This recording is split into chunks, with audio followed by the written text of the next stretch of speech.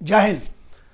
उनके लिए संदेश जो हरामखोर लोग चाह रहे थे कि 15 अगस्त में भारत के स्वतंत्रता दिवस पर कुछ ना कुछ हंगामा करें, कुछ ना कुछ, उन्होंने नौटंकी भी कोशिश की। बेंगलुरु में जो हुआ है, अगर अभी तक किसी को नहीं पता है तो ये बड़ा मैटर इसलिए है कि तुम लोग फिर पता नहीं क्या साला कहां पे किस दुनिया में जी रहे हो। और इस हिंदुस्तान के लिए फिर तुम अगर इतना भी जानकारी नहीं रख सकते तो फिर देख लो यार, फिर वो तुम्हारी परवरिश, तुम लोग धिक्कार है फिर तुम्हारे ऊपर। जो भी ऐसे आदमी है जिनको आज तक ये नहीं पता, अभी तक नहीं पता कि 11 तारीख की रात को क्या हुआ था बेंगलुरु में। सबसे पहले सुन लो, जो लोग अंदर गए हैं, जो लगभग 149 लौंडे लपाड़ी हैं, दंगाई जो हैं, फिर अपन सब आएंगे बहुत डिटेल से, आराम से सब बात पर समझाना है। गुस्सा और गाली की इसमें जरूरत ही नहीं, क्योंकि ये खुद अपने माँ बाप के ऊपर सबसे बड़ी गाली है साले दंगाई जिनने ये दंगे किए हैं। सेक्शन इंडियन पिनल कोड की धाराएं सुन लो सबसे पहले। सेक्शन 146, 147, 148, 149, 186, 332, ये इतनी तो धाराएं इनके ऊपर क्लियर कट लगती हैं, क्योंकि जो दंगे किए हैं, अनलॉफुल एक्टिविटी है, उसके बाद पत्थरबाजी की, बहुत सारी चीजें। लेकिन मुद्दा यहां ये तो बिल्कुल नहीं है। मुद्दा यहां पर ये है, शुरुआत कहां से हुई, खत्म कहां होगी, क्या सॉल्यूशन, सब पे बात करना पड़ेगी। सिर्फ प्रॉब्लम पे तो पूरी दुनिया चिल्ला रही है, किसी के पास सॉल्यूशन है? Solution is must in this kind of situation. अब एक बात समझ में आती है, जहां से समझना पड़ेगा, इन लोगों को यह दंगा क्यों बताया जा रहा है?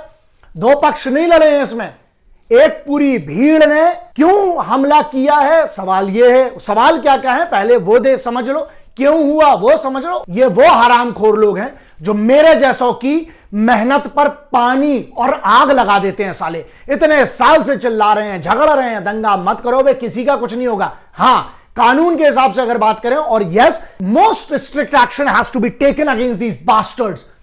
और जब मैं बास्टर्ड कहता हूं, उसका मतलब हरामखोर या हरामी है साले, क्योंकि जो इस देश का सगा नहीं है उसको मैं हरामी कहूंगा, उसको मैं हरामखोर कहूंगा। जो 250 गालियां फूंक देता है उसको क्या कहेंगे बे? एक भीड़ जो बिल्कुल प्लान्ड तरीके से 3 जगह इकट्ठा हमला कैसे होता है? डीजे हल्ली पुलिस स्टेशन है, केजी हल्ली पुलिस स्टेशन है वहां पर, लेकिन उसके पहले एक एमएलए, किसका? कांग्रेस पार्टी का, लेकिन हरिजन विधायक, उस हरिजन विधायक के घर पर कितने हजारों की संख्या में, 250 से लेकर 1000 का अनुमान है, अलग अलग रिपोर्ट्स अलग अलग बातें कर रही हैं। ठीक है, हमला करते हैं। अच्छा, तो रॉबरी का क्यों केस नहीं लग रहा है इनके ऊपर? ये विधायक को कौन डरा रहा है? इसके रिश्तेदार, कोई भतीजा पोता, पता नहीं कौन है साला, उस हरामखोर ने। अब यहां क्लियर समझ लो, मैं उसको भी हरामखोर बोल रहा हूं, क्योंकि जिसने, वो कहता है कि अकाउंट हैक हो गया, तो वो तो पुलिस का काम है ना। यहां मैटर है कि एक आदमी का अकाउंट हैक होता है, हैक हुआ नहीं हुआ वो, that's a matter of investigation and the police must do that. अभी वहां पर उस बंदे ने एक पोस्ट किया जो कि प्रॉफिट मोहम्मद के खिलाफ किया। तो यहां पर वायलेंस हाथ में देने का अधिकार किसने दिया? तुम्हें धर्म पालन करने का उसका अधिकार है तुम्हारे पास, लेकिन तुम हाथ में पेट्रोल बम लेकर, पत्थर लेकर किसी के घर में घुस जाना, रॉबरी का केस बनता है। और सबसे बड़ी चीज है ये, इसमें मॉब लिंचिंग की नजरिए से देखना चाहिए। मॉब लिंचिंग इसलिए क्योंकि किसी के घर में एक भीड़ घुस रही है, पुलिस थाने में एक भीड़ घुस रही है, जो 8, साढ़े 8 बजे से सर्कस शुरू होता है, वो रात को 2 बजे तक चलता है, और सब चुप रहते हैं मीडिया पे। बिल्कुल, हां, मीडिया तो ठीक है, यस, मीडिया ने बहुत बड़ा काम किया, कुछ ने दिखाया, कुछ पक्ष में खड़े हो जाते हैं, कुछ विपक्ष में खड़े हो जाते हैं। मुद्दा यहां पक्ष विपक्ष का नहीं है, मुद्दा यहां कांग्रेस, बीजेपी और वहां की पार्टी का नहीं है। यहां मुद्दा क्या है? जब दिल्ली में ऐसी ही एक घटना होती है, तब एक पूरा सेक्शन इस देश का, जो साले हरामखोरों का, सुरक्षित फील करने लगते हैं और बिल्कुल ट्रेंडिंग हो जाता है उसी रात को या उसी दूसरे दिन सुबह। अब क्या हो गया? दिल्ली वाले हमलों में तो सब इकट्ठे हो गए बेटे। अब क्या हुआ बे? ये बहुत बड़े दोगले हैं, इनकी बहुत बड़ी पोल खोलना जरूरी है। जो हरिजनों के बड़े हितैषी बनते हैं, ये तो हरिजन विधायक है, हरिजन के ऊपर अगर हमला हुआ है, सुनो, बहुत क्लियर सुन लो, मैं 1000 बार कह चुका हूं, criminal as a bloody criminal. इसमें हिंदू मुस्लिम वाला एंगल बाद में, वो पुलिस का काम है, उसको करने दो, कोर्ट का काम है, कोर्ट जजमेंट देगा।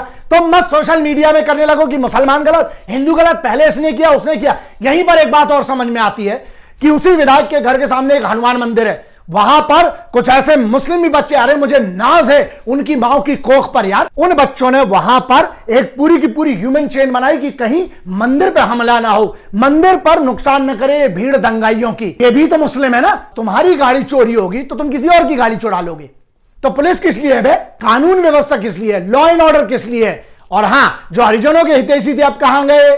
वो पूरी की पूरी एक ऐसी गैंग है जो बिल्कुल बैठ जाती है कि नहीं, हम तो ये वापस कर देंगे, पूरी टुकड़े टुकड़े गैंग है, फिर एक अवार्ड वापसी गैंग है, फिर हां, और एक इसमें भी मीडिया वाले जिनको साला हर मुसलमान गलत दिखता है, एक मीडिया वाले जिसको हर हिंदू गलत दिखता है। किस टाइप के हो तुम लोग? जब तक आप रेगुलेटिंग बॉडी अथॉरिटी नहीं बनाएंगे यह देश में भांडगिरी चलती रहेगी। समस्या यह है हमारे इधर कि बस पॉलिटिक्स आप देख रहे हो। आप किसी ने यह सोचा अगर इन पे पूरे पे केस साबित हो जाता है, कितने सेक्शन है मैंने बता दिया, 307 और 302 क्यों नहीं लगाया जा रहा है इन पर? मरे दंगाई 3 है, वो मैटर नहीं करता है। हाँ, क्योंकि दहशत ही नहीं है। उनको पता है पुलिस स्टेशन में घुस के मारेंगे, क्या कर लेगी पुलिस? अरे यहां पर तो पुलिस तुम्हारी अथॉरिटी पर। और मुझे जो हिंदू मुस्लिम का पाठ मत पढ़ाने मेरे कमेंट सेक्शन में आना बे।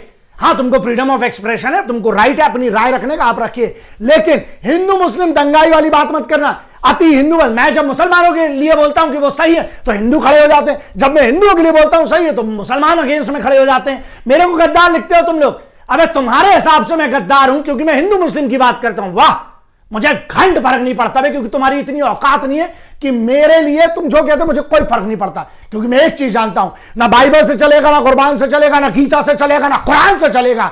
हिंदुस्तान किसी के बाप की जागीर नहीं है बे, चलेगा तो संविधान से चलेगा। मैं बोलता हूं सिविल में भी अगर पत्थरबाजी होती है, असली बुलेट अगर नहीं मार सकते, पैलेट गन से इनको ठोकाई होना चाहिए। और नया कानून लाना इज मस्ट, बहुत जरूरी है। इनकी संपत्तियां जब्त करो। और मैं तो कहता हूं कानून में ऐसी कोई चीज होना चाहिए, इनके माथे पे लिख दो साले कि ये दंगाई हैं, सबको पता तो चले कि हरामखोर लोग समाज में है कौन।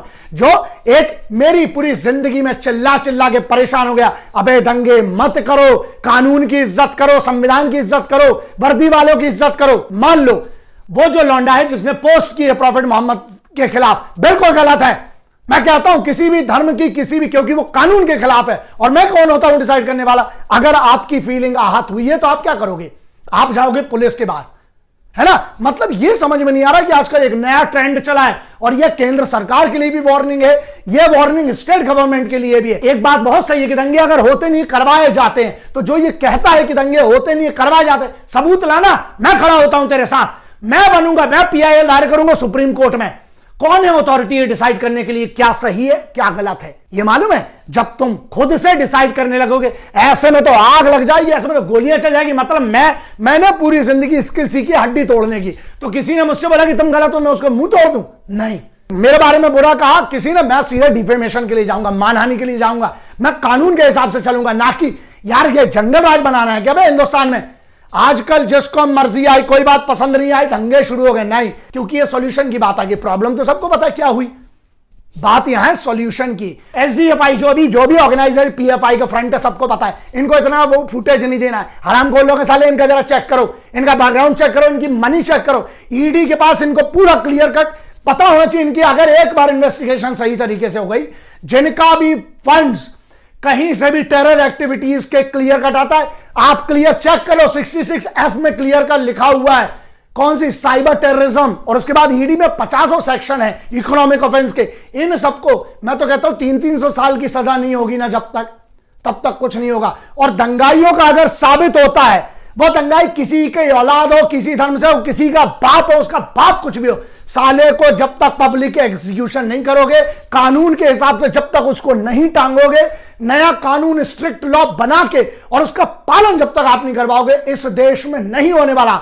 2 चीजों की डिमांड थी, पहले से करता आया हूं, आज भी कर रहा हूं। पहला, महिलाओं के विरुद्ध होने वाले अपराध, बलात्कारियों को आप जब तक पब्लिक एग्जीक्यूशन नहीं करोगे, सालों को जब तक कैपिटल पनिशमेंट नहीं दोगे, नहीं सुधरेगी। दहशत जरूरी है। दूसरा, ऐसे लोग जो धर्म के नाम पर दंगे करते हैं, चाहे वो किसी की औलाद हो, किसी धर्म को हो, किसी कोई भी उनका बाप हो, इनको जब तक साबित होता है, जैसे इनको पब्लिक हैंगिंग आप नहीं करोगे, दहशत बहुत जरूरी है। क्या चल रहा है, ये यहां पर सीरिया, लेबनान, जॉर्डन बना देंगे साले हरामखोर लोग। यहां पुलिस थाने की बात नहीं है, बात यह है क्या इनको कानून पे भरोसा नहीं है, क्या इनको पुलिस की इन्वेस्टिगेशन पे भरोसा नहीं है। और अगर उस लौंडे को भी जिसने ये पोस्ट की थी, उसको भी अगर बचाने की कोशिश की गई है, आप कॉल रिकॉर्ड्स उठाइए आप। और यार पूरे देश में हमें साइबर यूनिट्स बहुत क्लियर कट स्टैंडर्ड पे, हम यूएस का देख लो, यूएस में 2009 में 9/11 से बड़ा 3 लौंडे अटैक करने वाले थे, वहां की इन्वेस्टिगेशन वो पैटर्न। हम बात करते हैं, आप इजराइल से एक आपको एक्सपर्ट्स हैं, हम क्यों नहीं उनकी मदद ले सकते हैं? और हमारे इधर इतना बढ़िया ब्रेन है हिंदुस्तान में यार, हम क्यों उसका यूज नहीं करते हैं? हमें इन बच्चों को, आप मेक इन इंडिया के तहत आप बताइए बच्चों को, एक से एक हैकर्स, एथिकल हैकर्स की जरूरत है। आप कहीं पर भी अगर कोई गलत ऐसा लिखता है धर्म संप्रदाय के खिलाफ, भारत के राष्ट्र के खिलाफ, और एक मेरा ये मांग है, मेरी ये पब्लिक डिमांड है, और मैं केंद्र सरकार, राज्य सरकार सबको रिकमेंड करना चाहता हूं, आप इस पर क्यों नहीं नेशनल सिक्योरिटी एक्ट 1980 का जो राष्ट्रीय सुरक्षा कानून है ठोको सालों के ऊपर। जब तक इनकी पुश्तें परेशान नहीं होंगी तब तक नहीं समझ में आएगा। और नई एजुकेशन पॉलिसी में आप पढ़ाइए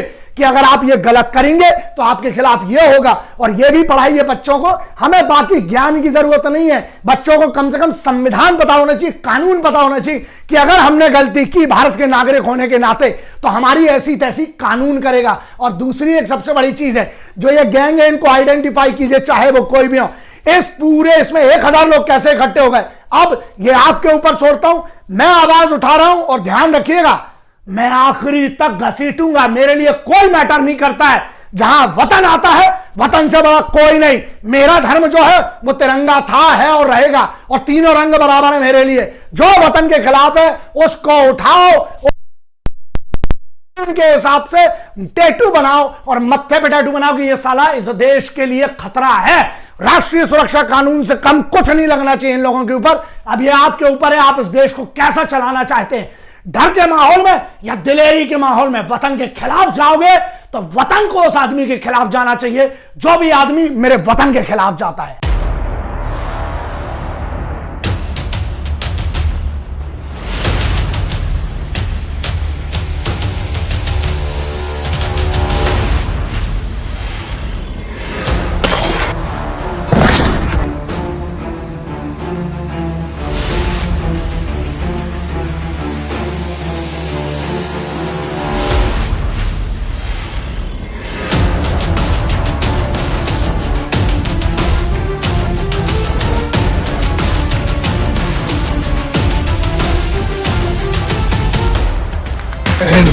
वंदे मातरम, इनकलाब जिंदाबाद, भारत माता की जय।